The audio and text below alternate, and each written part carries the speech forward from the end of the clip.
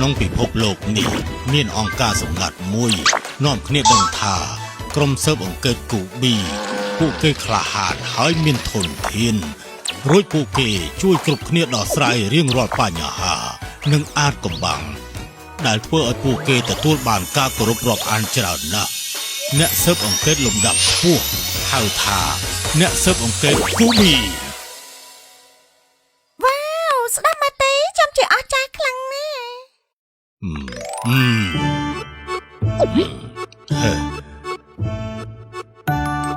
លោកតាប្របនេះតើមានអ្វីដែរទៅសាកបើប្រអប់នឹងមើលទៅវ៉ាវវាជាស្លាអ្នកស៊ើបអង្កេតគូប៊ីនតាចាំជាអស្ចារ្យណាស់លោកតាជាអ្នកស៊ើបអង្កេតគូប៊ីមែនទេត្រូវហើយពួកគេហៅតាបែបនេះវ៉ាវដូប៊ីដេស៊ីនៅខាងក្រៅនោះមានមនុស្សជាច្រើនត្រូវការជំនួយតាដូច្នេះតាត្រូវចាកចេញពីព្រៃព្រះអាទិត្យនេះមួយរយៈលោកតាអំឡុងពេលតាមិននៅតាសង្ឃឹមថាចៅទាំងពីរធ្វើការទទួលខុសត្រូវរួចជួយអ្នកដែលត្រូវការជំនួយយ៉ាងអស់ពីសមត្ថភាពតើចៅធ្វើបានទេបានក្មេងល្អតាមានមោទនភាពលើចៅខ្លាំងណាស់នេះជាស្លាអ្នកស៊ើបអង្កេតគូប៊ីពីពេលនេះតទៅចៅខ្លាចជាសមាជិកក្នុងក្រុមស៊ើបអង្កេតគូប៊ីហើយបាត់មែនទេលោកតាអរគុណច្រើនណាស់លោកតារៀងរាល់ពេលដែលចៅដោះស្រាយបញ្ហាបានចៅនឹងទទួលបានស្លាកគូប៊ីថ្មីពេលចៅសន្សំបានស្លាកសញ្ញាចំនួន100ហើយចៅក៏នឹងក្លាយទៅជាអ្នកស៊ើបអង្កេតគូប៊ីចៃយ៉ា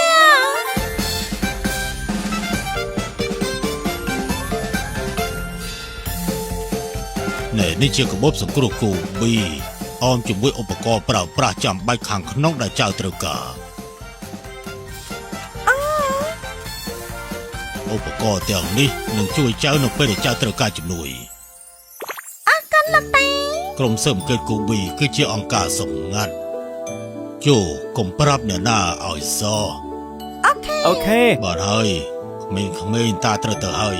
តារំពឹងលើចៅហើយណាដូប៊ីឌីស៊ីចា៎បាទពួកយើងនឹងការពារព្រៃព្រះអាទិត្យឲ្យអស់ពីសមត្ថភាពសួស្ដីតែអ្នកចង់ធ្វើជាអ្នកស៊ើបអង្កេតគូប៊ីទេល្អណាស់ប្រឹងប្រែងឡើងដើម្បីគោលដៅរបស់យើង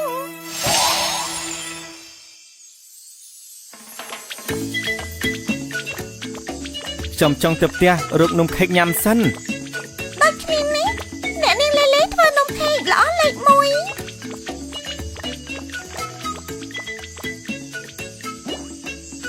អូយ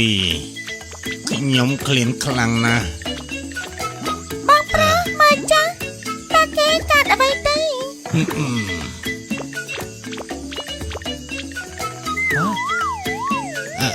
ណែក្រោកឡើងឆាប់ក្រោកឡើងចំណៃខ្ញុំត្រូវការចំណៃឯងឃ្លានមែនទេបើឯងចូលចិត្តឈីខេកខ្ញុំមានមួយដែរណា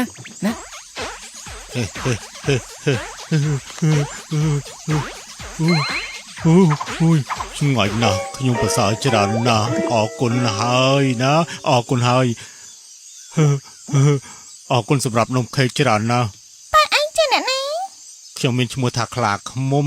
ខ្ញុំជាប្រេនិទានអ្នកស៊ើបអង្កេតគូប៊ីថាម៉េចឯងជាអ្នកស៊ើបអង្កេតគូប៊ីខ្ញុំនិយាយពិតមែនណាឯងមករកខ្ញុំបានគ្រប់ពេលបើសិនជាឯងជួបប្រទះនឹងបញ្ហាអ្វីតែឯងមានផ្លាកគូប៊ីទេប្រកាសហើយនៅទីនេះតែលុយដែរទេឯងចង់បានន័យថាអ្នកជាអ្នកស៊ើបអង្កេតគូប៊ីត្រូវហើយ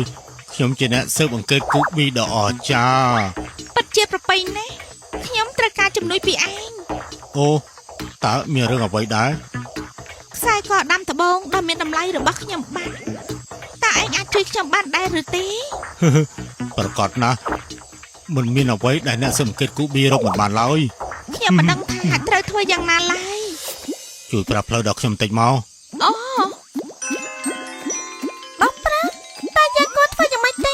វាមានអ្វីចំណែកជាមួយខ្លាក្មួយនោះ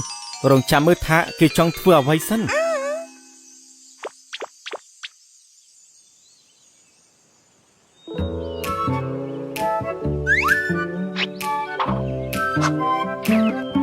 មើលចាស់នៅក្នុងរូបនេះគឺខ្សែកដែលខ្ញុំពាក់ តែអ្នកឃើញវាចុងក្រោយបងអស់នៅពេលណាដែរទៅ ព្រឹកមិញនេះ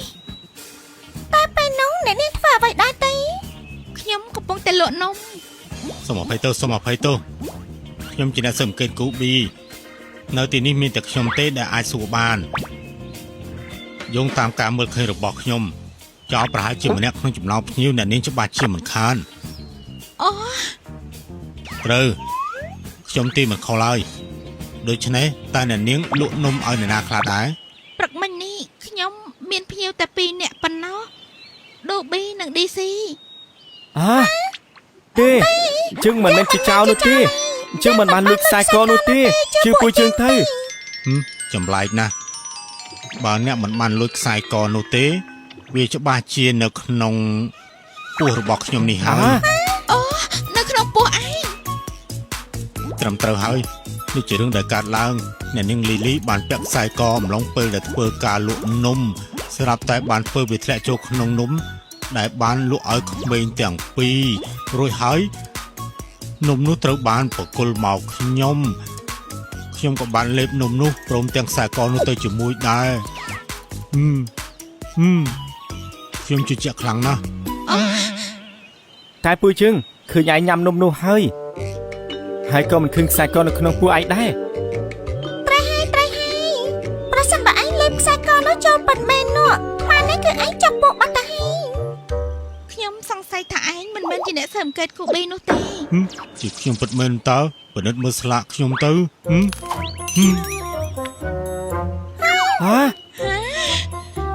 ផ្លាកនេះគឺคล้ายៗទេ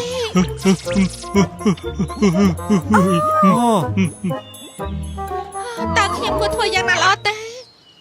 អ្នកនាងអាចសរសេរពីបញ្ហារបស់អ្នករួចយកទៅដាក់នៅក្នុងប្រអប់ផ្សារនៅឯដើមឈើសេរីភាពទៅ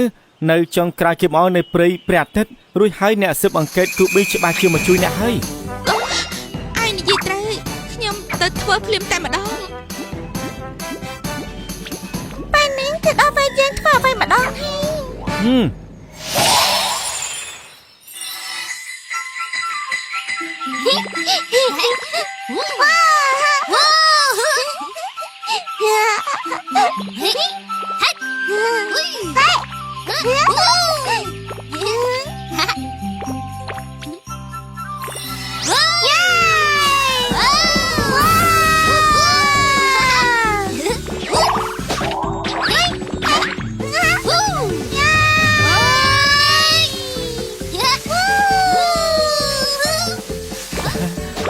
ដល់ទីទួលសុវត្ថិភាពហើយ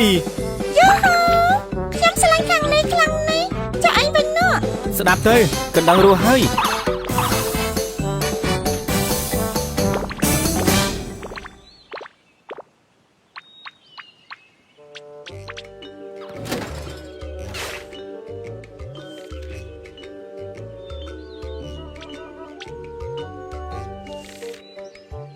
វាមកពេលលីលី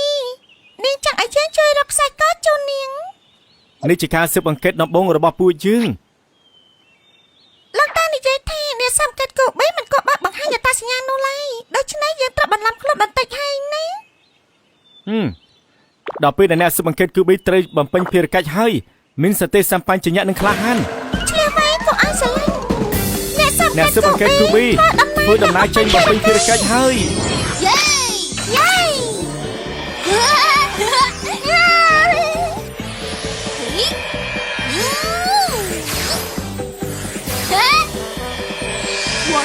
ខ្ញុំដូប៊ី ខ្ញុំគេ DC ពួកយើងជាអ្នកស៊ើបអង្កេតគូប៊ី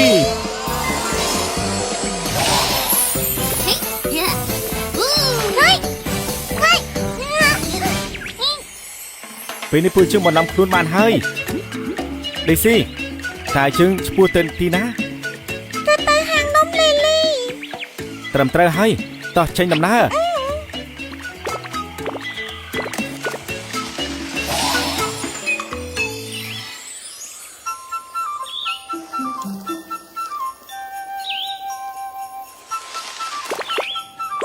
សុស្ដីណានីលីលី ពួកយើងជាអ្នកស៊ើបអង្កេត គូប៊ីដ៏ឈ្លាសវៃក្លាហាន អូឯងពិតជាអស្ចារ្យណាស់ឯងគឺជាអ្នកស៊ើបអង្កេតគូប៊ីរូបពិត